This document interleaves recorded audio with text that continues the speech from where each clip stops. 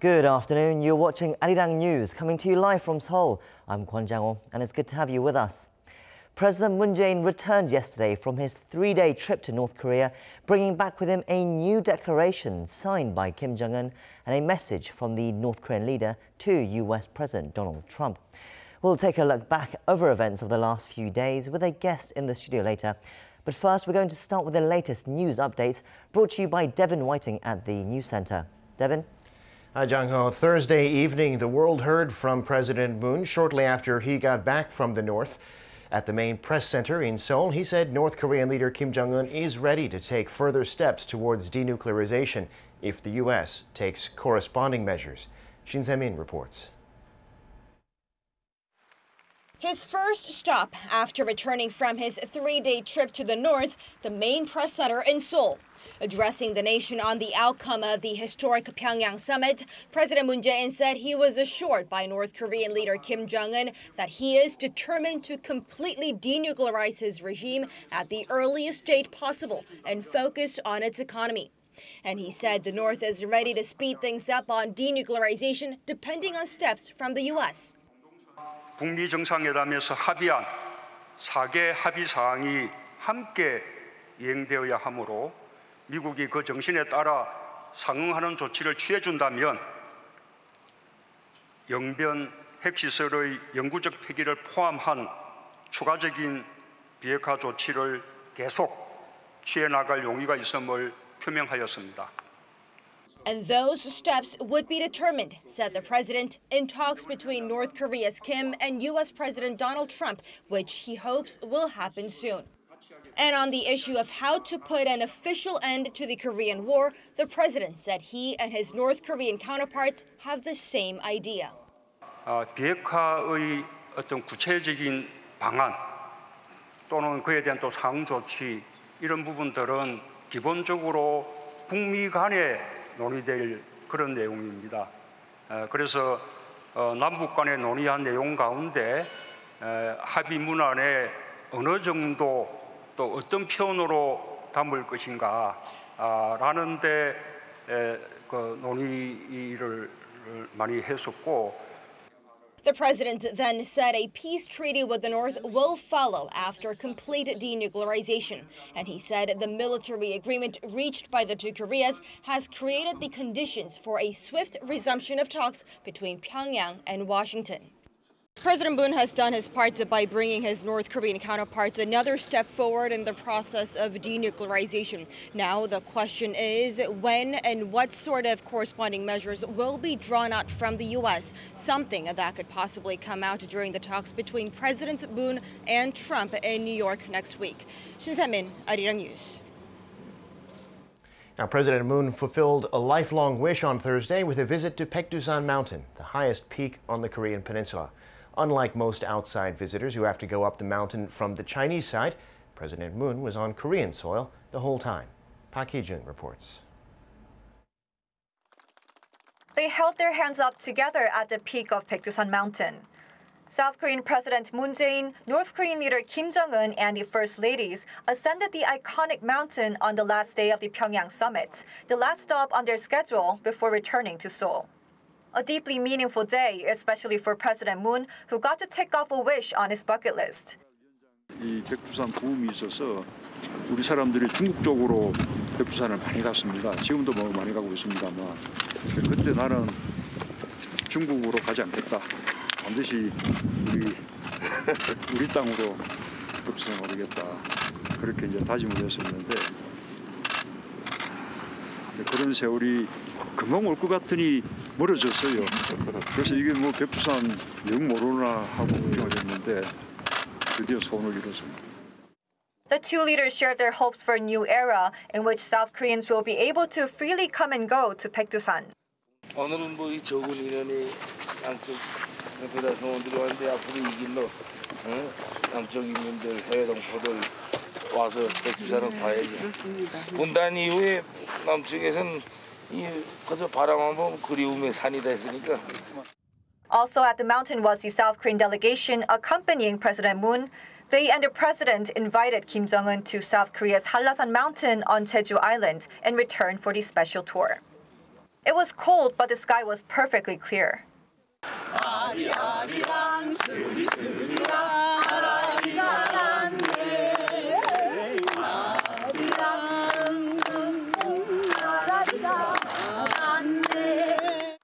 And with their symbolic mountain trek, the leaders of the two Koreas concluded their three-day inter-Korean summit.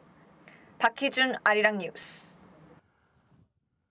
The United States has responded positively to this week's summit. There are hopes that the Pyeongyang agreement will lead to talks resuming between Pyongyang and Washington. But for the U.S., North Korea still has to denuclearize to get what it wants. EG1 has the latest. The United States is standing firm that no concessions can be made to North Korea in the absence of denuclearization. This is according to State Department spokesperson Heather Nauert on Thursday, who was speaking at a press briefing as South Korean President Moon Jae-in concluded his third inter-Korean summit with North Korean leader Kim Jong-un. The joint declaration the two Korean leaders signed says the North will take additional measures, such as the permanent dismantlement of its nuclear facilities at Yongbyon, should the U.S. take corresponding measures in accordance with the spirit of the June 12 Trump-Kim agreement. And to this, Nauert reiterated that the regime's denuclearization has to come first. Asked if Secretary of State Mike Pompeo wasn't jumping to conclusions by saying there would be inspectors from Washington and the IAEA, Nauert said it's a shared understanding that they have to be part of it. President Moon and also Chairman Kim did talk about inspectors, of course. Having IAEA inspectors and United States inspectors be a part of anything is really just a shared understanding. Anytime you have a nuclear situation like this, where there is a dismantlement, the expectation is that IAEA inspectors would be a part of that. So that would just be a normal course of doing business. Asked if the U.S. thinks the denuclearization part of the summit agreement was an achievement, Nauert said any sit-down the U.S. or South Korea has with the North is a step in the right direction to having regular dialogue. She added the U.S. sees the Pyongyang summit as progress and good news, stressing that Washington is prepared to engage immediately in negotiations if and when the North is ready. 이지원, Arirang News. Nauert's boss, Secretary of State Mike Pompeo, is positive too. He says the United States is making the progress it needs with regards to North Korea's denuclearization. Critics have said the Trump administration strategy is failing. Lee Seung-jae tells us more. In an interview with Fox News, U.S. Secretary of State Mike Pompeo said the United States has made steady, albeit slow progress in regards to North Korea's denuclearization. Pompeo added that despite the slow progress, the U.S. has always known it was going to take some time. The top U.S. diplomat reaffirmed continued talks between Pyongyang and Washington, saying the personal relationship between North Korean leader Kim Jong-un and President Trump is good. He went on to say that the two sides talk with some frequency, despite the lack of reports. Pompeo also pointed to the outcome of this week's third meeting between the leaders of South and North Korea, saying it was a successful engagement that led to the North's promise to dismantle a missile testing site in front of international inspectors. Earlier, Pompeo issued a statement that welcomed the commitments made by Kim, adding the U.S. is willing to immediately engage in talks with North Korea through a proposed meeting in Vienna, as well as a proposed meeting between himself and North Korean Foreign Minister Lee Yong-ho on the sidelines of the United Nations General Assembly next week. Meanwhile, citing Pompeo's remarks to start negotiations again, UN Secretary General Antonio Guterres expressed hope on Thursday that a complete, verifiable denuclearization of North Korea will be the end result. Now I've taken note of the fact that Secretary of State Pompeo is ready to start again negotiations, and I'm hopeful, and I hope that it will produce the result we all want, which I repeat is full and verifiable denuclearization of the Democratic People's Republic of Korea and the Korean Peninsula in the context of regional security. This comes as the UN Secretary General warned that negotiations between the two Koreas won't be successful unless there's simultaneous success in the U.S.-North Korean negotiations to denuclearize the Korean Peninsula. Lee Seung-jae, Arirang News. I'm Devin Whiting, and those are your news headlines.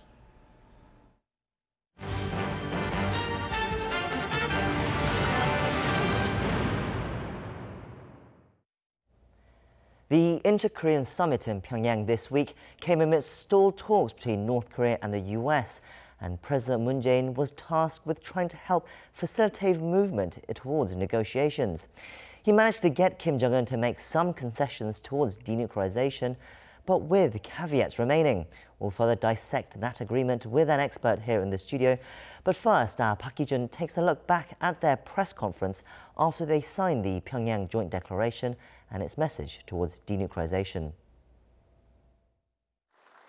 South and North Korea have agreed to achieve a nuclear-free Korean peninsula.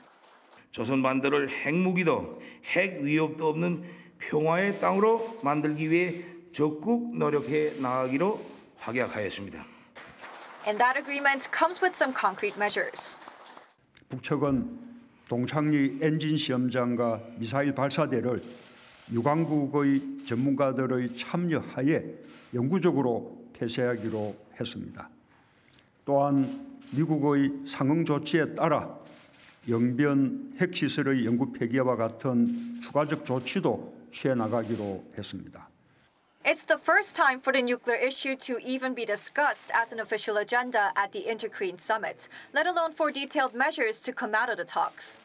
President Moon credited Kim for keeping his promises made with U.S. President Donald Trump at the first ever North Korea-U.S. summit in Singapore. The promises being no more nuclear or missile tests. The South Korean president also called for progress in North Korea-U.S. negotiations, particularly by continuing to exchange letters. The two Koreas will continue cooperating closely with the U.S. and the rest of the international community to achieve the common goal of denuclearization. And with that, he says the two Koreas are not far from reaching their final destination of building peace on the peninsula that's without nuclear weapons or nuclear threats. Park Hee-jun, Arirang News. To help us look back and assess this latest Inter-Korean summit, we have with us Professor Song Se-ryun from Pyeongyang University. Thank you for making the time to come to the show today. Good to be here.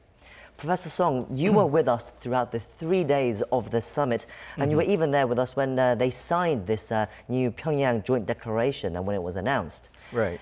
Now that we've had a day or so to digest it, what is your overall assessment of the agreement and the summit over the past 3 days? And also, do you think President Moon will have been satisfied with this agreement as well?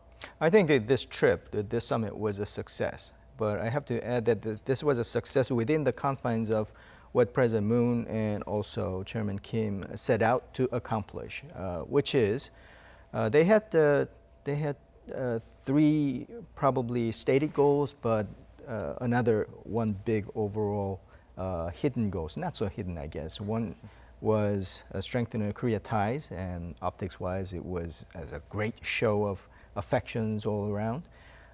Easing the military tension.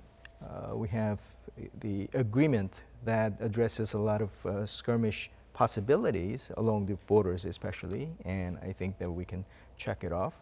The third part was the most important one, which was a denuke part, denuclearization. We were looking for specificity, we were looking for specific actions. On that one, on the languages of it, at first, I was disappointed. I think everybody was somewhat disappointed. But then it was followed by Twitter from Trump, which led us believe that he has somewhat more information that we do not have. Or there is a shared understanding that those specific parts of it, which goes to the meat of this whole process, will be resolved if the Washington meeting happens with President Kim and President Trump and Chairman Kim. And it seems like it's happening. So overall, that can kind of point to the scorecard, which is a resounding success. Now, for President Moon, his role was a mediator role. And he was the one who would make the understandings of each party possible to get to Washington, and apparently he's done that. You talked about some of the background negotiations that could have been happening, but for now, let's look at what was actually written on the paper. So in the section about denuclearization, which of course has been received the most focus in the last couple of days. It says North Korea has agreed to dismantle its Dongchang-ri missile test site and in front of international inspectors as well. But then it adds that it is willing to take further steps towards denuclearization, but only if the US takes corresponding measures. Now, those two words, corresponding measures, has really caught everyone's attention, because it makes it sound like now you've asked us for certain things, but now we're giving you Dongchang-ri missile test site. Now it's up to you, the US, to give something back in return. Do you think, though, the North Korea has taken enough steps for the US to say, actually, okay, we'll give you something in return? Well, that's a difficult question. The easy answer, first of all, is that that's so typical of North Korean tactics, which they call salami tactics. They're dividing many different steps, getting to the ultimate goal of denuclearization, and along the way is trying to get some kind of concessions, some kind of gift in return. Probably what they're talking about is a peace treaty or some sort of commitment to the end of the war declaration. If it's not outright declaration, some sort of serious commitment towards that. And probably you will be talking about some kind of economic packages, including the lifting of the sanctions along the way. So I think there is certainly a playbook in North Korea's side. Try to get what they want by securing a lot of chips. If they don't have enough chips, then they are willing to divide those chips into smaller chunks so that they can do the barter game. So many analysts have also pointed out they've offered Dongchang-ri, and they've even specifically mentioned the Yongbyon nuclear facilities. And actually, if you look at the bigger picture, some people are saying it's actually not that much, because they've not promised to hand over any nuclear weapons, which the US has supposedly asked for as well, or at least a list of the nuclear weapons that they do have and the facilities that they do have as well. So this is what the US has been demanding. Do you think that North Korea is basically, this is just still a negotiation tactic, that they're holding back, and that they can be something that can be negotiated further, especially, for example, when Kim and Trump meet for a second summit, per se? Right, absolutely right. If North Korea does everything they do, so far what they've been saying is tantamount to arms reduction, not the denuclearization or in any way complete, right? So without the inventory of what they have in the stockpile and all the sites and facilities that are related to the nuclear development, and according inspections, and also the kind of the materials that they have, the fissile materials that they have for making the nuclear weapons. Without those, we're not getting there in any ways. But that's where the President Trump's Twitter comes in. He talks about the inspection, IAEA inspection, which you cannot find any language in there. So that leads us to kind of believe that there are side agreement or some information that have not been made public yet that goes to other matters that are statedly very important to U.S. U.S. talked about the inventory and the inspections all along. So I think that will come up soon, and probably there were some either negotiations or the agreement in place. Interestingly, the State Department did give a reply to that quote about the IAEA and U.S. inspectors, saying that's just a given. That's that's natural for that to be assumed that these are the people who'd be inspecting it. But I think that's perhaps taking a leap far anyway. But if we go back to as well that U.S. State Department spokesperson, they also said on Thursday that they've been very strong. They said denuclearization has to come first. But Trump, on the other hand, has said, he's welcomed this new agreement as well. So where does the U.S. position lie at the moment? Do you think the U.S. will try to stick with its hardline stance, or do you think they are actually more open to renegotiation and some sort of wiggle room and movement? Well, that's another difficult question. Probably if we stick to the gun that they have, the U.S. will go back to the CVID and probably try to check off all the items there. But I think the North knows, and also I think everybody assumes that the desire for Donald Trump to declare a victory on this issue is so great that he's amenable to get something less than that if he can claim that the commitment that the North Korea made is sufficient and we're going down that road. Remember that Donald Trump was talking about Russia and the interference, and at some point his answer was, well, President Putin said he didn't do it and he seemed serious about it, and I believe it. Probably unlikely to that degree, but I think that Donald Trump has been pushing for the commitment both sides made between the leaders. And at times it seems like that's enough for him at that point. So probably it's not unthinkable that we come to an agreement which does not satisfy all the conditions that U.S. had, but at the same time has a significant inroads into that direction. Perhaps what was not included in the declaration at this point, perhaps more important, President Moon has hinted that he has a different message or a message from Kim Jong-un that he's going to deliver to Donald Trump when they meet next week in New York for the UN General Assembly. So in this message, could it be that Kim Jong-un has stated what he wants the US measures to be so that North Korea and he decides to take further steps for denuclearization? Well, I think so. Without that, probably on the surface of it, it doesn't seem like a good agreement so far. And the Twitter and President Trump also mentioned a letter he got, and we're kind of not sure whether the letter was already known or is there another letter that specifies his commitment and other items. So in that sense, I think that there are definitely some other items and the messages that the President Moon is taking to Washington, and probably those probably is a good foundation for the meeting that Donald Trump and Chairman Kim will be having. And whatever the announcement they will have, whatever the victory that President Trump will claim, will substantially come from that understanding.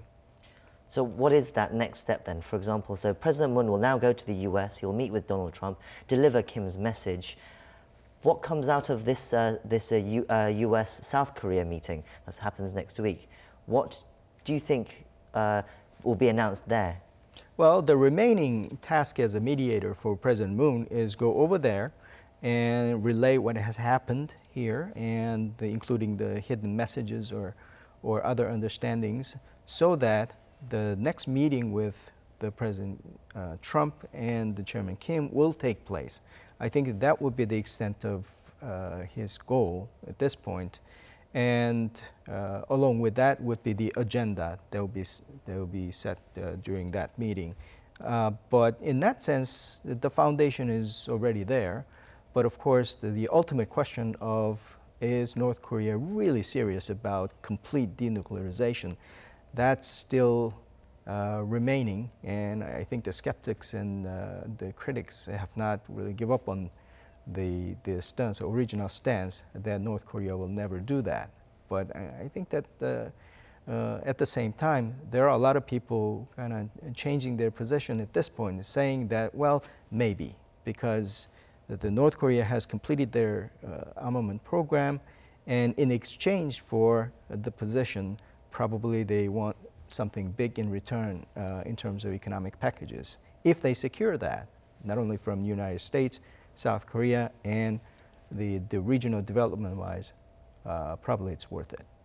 I would say it's, some people think, these declarations are the end, but I feel like this is just one small step towards a far longer negotiation that's happening here in this process. In that same vein, US Secretary of State Mike Pompeo has invited the North Korean his counterpart, Ri Yong-ho, to meet in New York as well. And there'll also be this chance for the South Korean Foreign Minister, Kang Kyung-hwa, to be there as well. There could possibly be further negotiations here as well. I mean, do you think there could be some sort of interaction, three-way interaction there in New York as well? Definitely so. And I think you're right. This is a process, a small process in the long line of process. I think that whole process might have started from from Chairman Kim Jong-un's grandfather, this development of nuclear program, and that's why I talk about this elusive playbook that North Korea has. On that point, the progress we make at this point should not depend on the personalities or spur-of-the-moment political wind. It has to be institutionalized, and the meeting with the foreign ministers should be institutionalized, and not just one-off meetings, but as regular meetings with the agenda, with the goal towards the denuclearization or, if not, acceptable arrangement of inspection so that the nuclear threat will be reduced in a permanent basis. Yes, we'll look forward to those meetings in New York next week, and hopefully we can get you back to get your thoughts on it again as well. It's good to have you with us, and thank you for the last few days and helping us shed more light on everything that's been going on. My pleasure. Thank you. That concludes our show for today. Next week, South Korea celebrates Chuseok, meaning a reduced number of newscasts between Monday and Wednesday. So I'll be back on Thursday with more of our experts' analysis of the day's top stories. So hope you can join us then. Thank you for watching, and for those in Korea, hope you have a special Chuseok holiday. Goodbye.